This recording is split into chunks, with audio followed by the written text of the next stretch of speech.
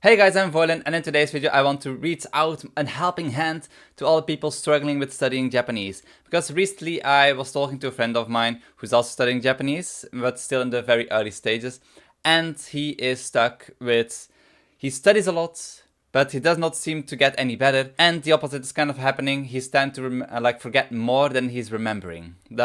Yeah, then he's studying. What are you doing wrong when something like that occurs? Like, you keep studying and you just don't feel like you're improving, or you keep studying and you seem to forget more than that you actually seem to remember. First of all, let's see studying Japanese as a pool. So you have a pool. I can draw, deal with it. This is your pool of studying Japanese, and you're probably still only like halfway. So what a lot of people tend to do is they try to fill it with buckets. So over here is your tap with water. Water comes out. I know this looks like a flower. It's supposed to be kind of like a tap thing, but yeah, don't worry about it.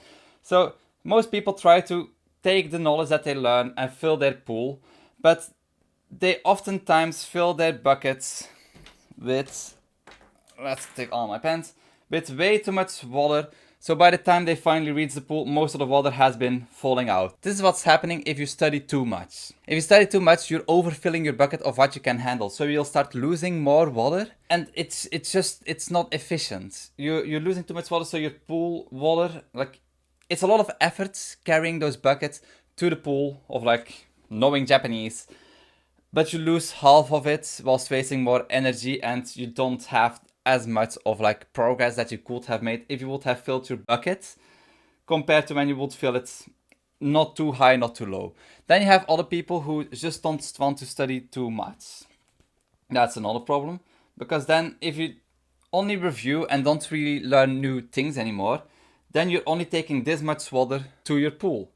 So this also does not work. You need to find a good balance between reviewing and learning. If you don't find a good balance between reviewing and learning, you will or learn too much or learn too little.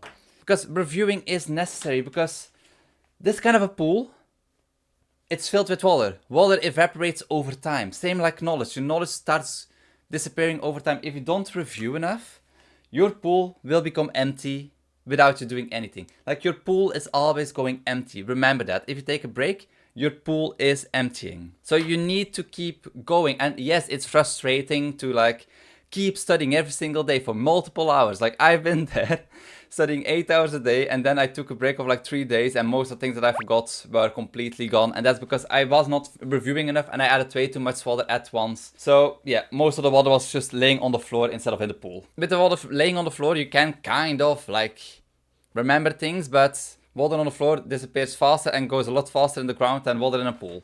So this kind of like pool analogy, like, I don't know why, like, I came up with that when I was trying to help my friend to give some explanation of how he should study.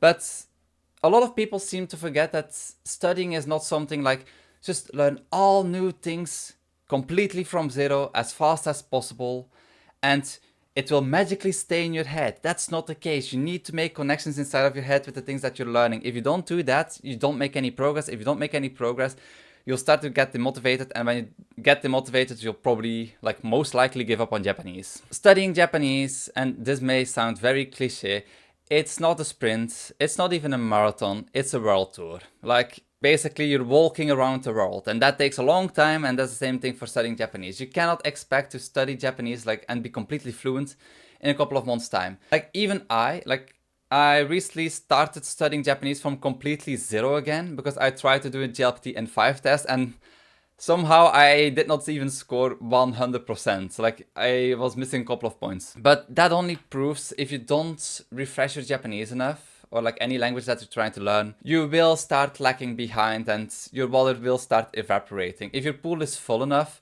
it takes a lot longer for it to evaporate than when it's like still barely full. So yeah, I hope this story can kind of help some amount of people. It's kind of basic knowledge, but a lot of people seem to not know how to like properly study something, because in schools we never really learned like why and how we should study correctly. You get your homework, you get your tests, and you see stuff in school. And that's about it. A lot of people don't realize that the homework is to like review the parts that they've learned, and they just see it as kind of annoying tasks that they need to do.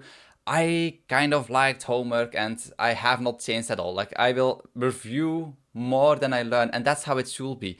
If you're studying a language, especially something like Japanese, that's like completely different from Dutch or English, you need to review enough to be able to really understand the next parts that you're learning. If you don't review enough, then even the tiniest amounts that you're trying to learn won't stick as well as for somebody who reviews a lot. For me right now, I take around 15 minutes to 10 minutes maximum in a day to learn new things.